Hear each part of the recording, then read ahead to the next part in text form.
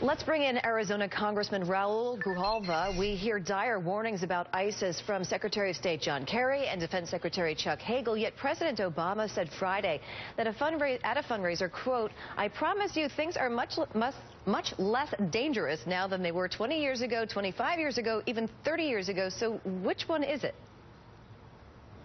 Yeah, I think that the president's done the decisive thing in the humanitarian support that he's provided people, and also the military intervention through the bombings to stop ISIS and the atrocities that are being committed against civilians and Americans.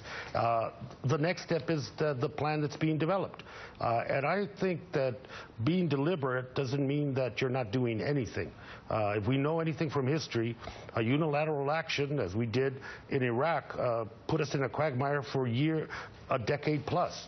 The Middle East have to be partners in this effort to stop ISIS. The international community, France and Europe, have to be partners, and to build up that coalition and to assure that this is not a unilateral America go it alone, another area in the Middle East in which we become part of a war of attrition. I think is not the policy we should have. Being deliberate, I think, is the way to go right now. You've been highly critical of President Obama and his decision to launch Iraq airstrikes without going to Congress first. What do you see Congress doing going forward in this battle? I think all the people that have been talking about the president being too cautious, that he doesn't have a plan, and I happen to believe that as this issue escalates, that every member of Congress needs to be in a position to either validate that next direction or not. And so if leadership that's talking about this issue want to vote before Congress, I agree. If we escalate, bring this to a status much more than it is today, then we are fully engaged in another huge military operation in the Middle East. I think the American people deserve to know where their representatives stand, and the War Powers Act should be where Congress takes a vote as to validate the direction and validate the plan to go forward. The president is using a deliberate coalition-building strategy to stop ISIS. I think it has slowed it down tremendously, but that threat is real, and the atrocities are real, and it's more than the United States in order to stop this and deal with this effectively. And if Congress wants to escalate any further, then there should be a vote before Congress.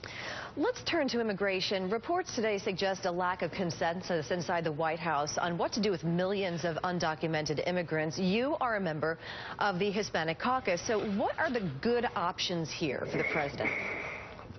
The good options are the template that his staff, Secretary Johnson, Secretary Legal Counsel, the Attorney General have been looking at, that are constitutionally and legally defensible, and those options are before the president. And it's now when he is going to use his executive authority to provide administrative relief for millions upon millions of people, and how long this is going to take. Do you see anything getting done before Election Day?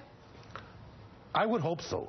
I think it's an important enough issue that some important decisions regarding relief have to be made before the election. The calculation is that it'll hurt certain Democratic candidates, particularly in the Senate. I think that die's been cast. The people that are going to be against any form of reform, my colleague Peter King, Ted Cruz in the Senate, a delay is not going to be any point of satisfaction to them. They're not for any relief, and I think the president has raised expectations on the part of many people that support immigration reform and support humanitarian relief for many families in the country, and I think he needs to act before. Arizona Congressman Raul Grijalva, thank you very much. Thank you.